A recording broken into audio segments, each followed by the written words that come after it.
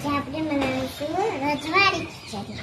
એના માટે આપણે જોશે બે બટેકું, ટમેટું, મકાઈ અને આ કોબી અને ગાજર અને કેપ્સિકમ, ચોખા અને મગની દાળ અને કેળેલી દાળ અને સિંગ દાળ.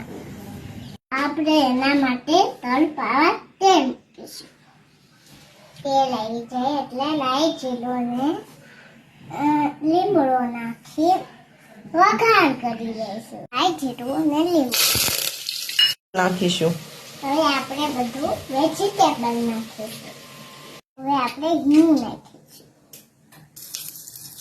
હવે આપણે બધું વેજીટેબલ નાખીશું.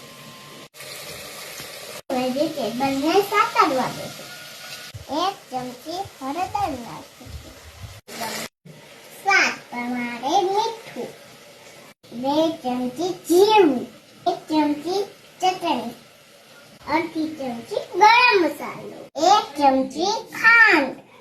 હવે આપણે દાળ ચોખાના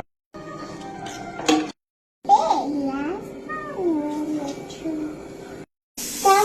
વગાડી લઈશું. તૈયાર છે આપણી રજવાડી ખીચડી.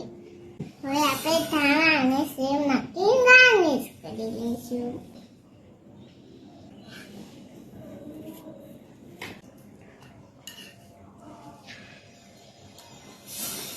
તમને મારો વિડીયો ગમ્યો હોય તો લાઈક, શેર કરીને સબસ્ક્રાઇબ કરજો.